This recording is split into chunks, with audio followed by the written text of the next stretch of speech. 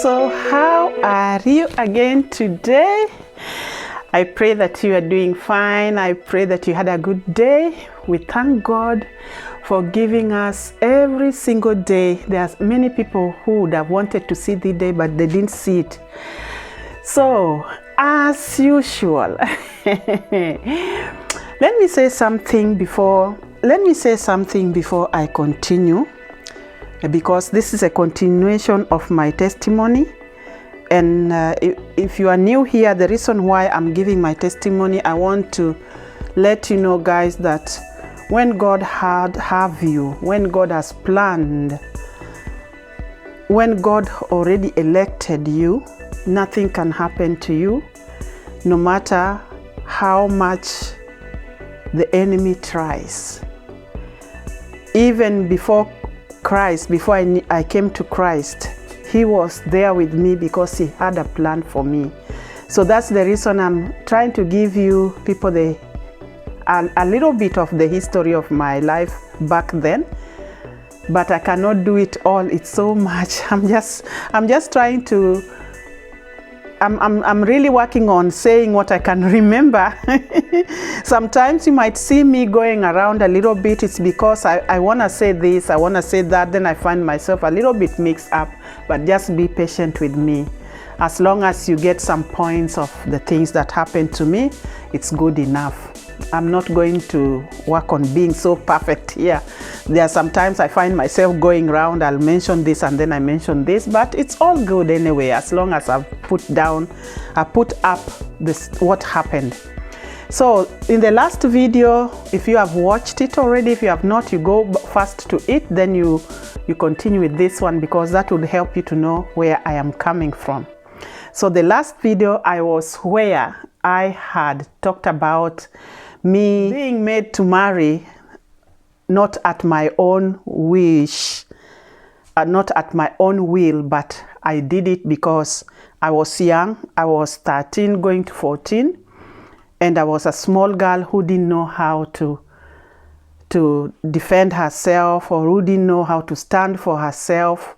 I was a weak, very soft young girl. I cannot even say the reason why I went along with what was happening to me, because it wasn't what I wanted at all, but I went along with it. Being a small childhood, I cannot make decisions for herself. I believe at young age, sometimes when older people do things to us that are not right, we find ourselves going along with it, even though it's not what we really wanted to do. I should put it like that, because I knew that I didn't want that so bad. Every single day I felt like I want to get out of that place.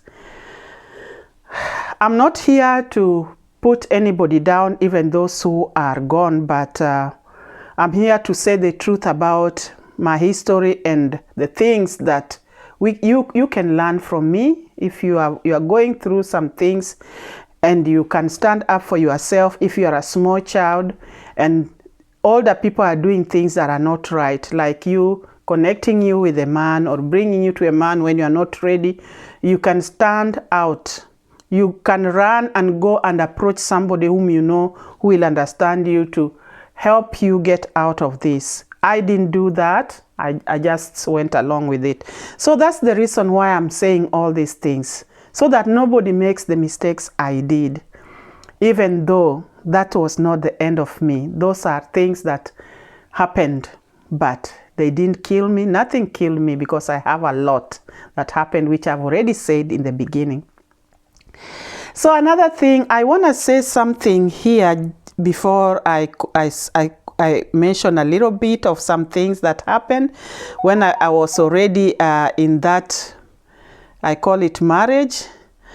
Let's read Genesis chapter 20, King James, from 1 to 3, I think. And Abraham journeyed from thence toward the south country, and dwelt between Kadesh and Shur, and sojourned in Gerar. And Abraham said of Sarah his wife, "She is my sister." and Abimelech, king of Gerar, set and took Sarah, because Sarah was beautiful. That's why Abraham said, she's my sister. And Sarah must have been beautiful, because when he said Sarah is my sister, immediately the king took Sarah. That means she must have been a beautiful lady. So we go to verses 3 that says, but God came to Abimelech in a dream by night and said to him, behold, thou art but a dead man for the woman which thou hast taken, for she is a man's wife. God saw that Abraham couldn't stand for himself. God came and intervened for Abraham. He knew that Abraham was afraid. And so, why I know that he came to stand for Abraham, why visit the one who has taken the wife other than visiting the one who lied? That means God understood. That's my opinion, I don't know, but I feel like God understood the fear of Abraham, and also I believe that the king was not God-fearing. So there was nothing Abraham could have said, probably, that could have made him leave Sarah. That's what I think. I don't know. But the ways of the Lord, we can never understand. Just to finish that. So, and then let's go to Timothy verses 15 that says, study to show thyself approved unto God, a workman that needeth not to be ashamed, rightly dividing the word of truth. If, it's my opinion, it's not what the Bible has said. If Abraham could have just come out and said, well, she's my wife, and maybe he could have thought God will protect her and him, probably. So I think that there's some things that finds us at our weaker point. It's not every time everything happens to our life finds us really strong and really believing God, and we are just, the things that the enemy normally brings to us, I think the enemy also knows at our weaker point, that's when he comes to do things. There are some things that to be honest, I do read in the Bible, and I start questioning myself, and I wonder, how did this happen? Because in this case, being honest, I could have thought, he could have just said that the wife, that he could have just said that Sarah was his wife, and God would have taken care of that. But we are still human beings. There are times we are at our weak point. So, the reason why I read this, I wanted to say that anything that happens to your life when the enemy has opened a door in your life, any door that is not nice, that door is the continuation of so many things. Because when I was taken as a young girl, as a married girl, I lived like that. I don't know how many years. I don't know whether it was 3 years. I don't remember. I never counted because I was young. That was not something so special that I would have remembered and counted, So after that, I continually let people just do what they want with me. I know it is wrong. I know it's not right, but I allowed it. I allowed it. I didn't stand for myself. I didn't fight for myself. So, because this thing went on and on and on. Another thing I want to say that once you realize the work of the enemy in your life and you deal with it, the earlier you deal with it, the earlier you pray over it, the earlier you break that spirit, the better. Because now the things that happened to my life, it became a continuation of my life. I can talk about another period when I was living there. A teacher tried to rape me. A teacher tried to rape me. This teacher was a friend to one of the relatives in that village I was living in. And she had asked me to go and tell that teacher that she had his baby. She gave birth. So she wanted me to go and give the news to the teacher. And I used to take this lady to the teacher for a date.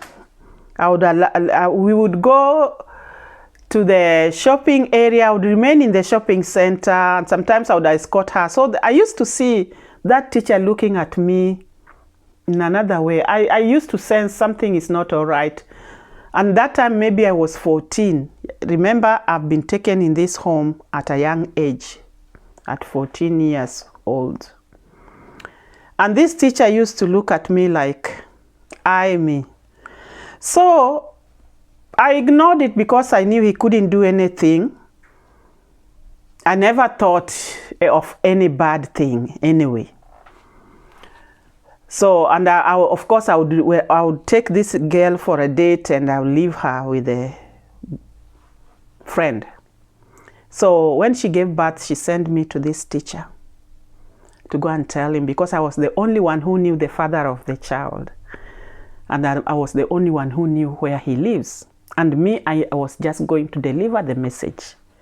Then he said, take me to where she is, because she didn't deliver at their home. Normally in my culture those days, if you are a young girl, young lady who has had a baby out of marriage and you are still with your parents in the villages, those days, the culture, you go and give birth either to your grandmother's home or your auntie, but not at your home until maybe 1 month, then you go back to your home. So she was at her auntie's place. So, and the teacher said, can you take me and go and see her? So we go.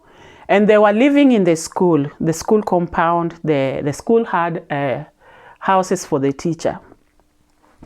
And so as you come out of the compound of the school, there was a fence, and beside the fence, there were trees like small bushes, that if somebody is behind the bush, nobody could see you. But it was a bush along the fence of the school as you go up to a little bit further. As we go to the auntie was living close to the school. So just of a suddenly, I was in front of him, leading him to where we are going. Just of a sudden, I had somebody grab me from the back very quickly and rushed me to the bush. It was a very fast thing, People who rape, they are normally very, very fast in what they're doing, because it's like a demon entering their mind that makes them become like an animal, because what they do is very fast, and it's something they want to do bad, so they are not going to take time and just drag you. It was like pop, pop, pop, before you know you are down on the ground, and the next thing you know, he's fighting. And I thank God for the idea God gave me. I just put my knee properly, I bent my knee, and I gave him a very, very hard kick between the legs. Very hard one. And that helped me, and then I ran, because it was painful what I did. And then I ran to the lady. And I used to hear people saying that if a woman gives birth, it's not good to give them bad news. They might get crazy, or they might lose their mind. I used to hear people saying that. So I thought, if I go and tell her what her man has just done to me, she will lose it. So here I'm so annoyed, I'm so mad. What this teacher has done to me, I'm so mad. I just walk into the house like this. She was seated in the living room. And that second, I'm just coming in, the man is behind me. I didn't know that all along as I was running, he was running behind me. And when he walked in, we are sitting down facing each other. And I wished I could grow my clothes and just dig my clothes in his skin. That was what was running in my mind. And I had to show a beautiful people who normally do this, they know that young girls don't talk. Let me tell you something. Let me tell you something. Do you know that that was my third experience of somebody trying, two of my father's friends, one at another time and another time, and now this is the teacher. Do you know that these men who do these things, they normally know that young girls will never talk. That's why we have to teach our children of today what to do when they see anything unusual. And I never talked. Even my father is let Lord to be with the Lord. Until today, he didn't know what happened. All those things that happened to me, he didn't know. Because when you are young, you are ashamed to talk. You feel like it's your fault that that person did what they did. People normally ask, why you don't talk? I've had people interviewing people who have gone through those kind of things, and they wonder why they never talk. Let me tell you, I'm a victim. The reason why people don't talk is because they are afraid. And such kind of things, those days, a child doesn't want to talk about those because we used to feel those are evil things people do. So it's like you can't talk about it. And then you are afraid, like it is your fault. Somehow you feel like if you say it was your fault that happened to you. I don't know why the enemy lies to children, young girls, these things. Oh my goodness. I wish I could have time to go to schools where girls are and tell them all these things. Talk about this if I have the opportunity. And I tell them that it's okay to tell somebody whom you are close to, your parents, whom you are close to, or your sister, so that they may help you to bring this out and the matter being dealt with. So I had to pretend, and until he left. And that lady, she's late. She died some years back. I heard she died, but until she died, I never spoke about it. So, my dear sister, brother, and sister, my viewers, I am here today because the Lord loves me. Hear what has happened to me. Some people may say, all those things happened to you. They did. I still have more. But I'm going to stop here until next time. I'll just give hint here and there. I am here today because the Lord loves me. I'm here today because I was created for him. And nothing will ever kill me, because I have a purpose on this earth. So, you that is watching me, if hell has happened in your life, it's not the end of everything. And there are good things ahead of you. Many, many good things. And that does not change you for being a good woman or a good man. Does not change you at all. You are still that wonderful person God created. You are still that beautiful, handsome person God created. It doesn't change anything. Otherwise, it could have changed me. Yes, we do remember what has happened, but you can't carry it along and live with it. I do remember at some point they must come to visit you. When the enemy wants to attack you, he'll visit you. Why did this happen to you? He lied before. He did so many things before. Now you want to So my dear sister, I'm going to stop here. Don't forget that I'm still continuing with my story. It's not yet over. So keep coming, subscribe so that you get the notification for the next video. God bless you so much and help you to stay strong and continue serving Him. In Jesus' name.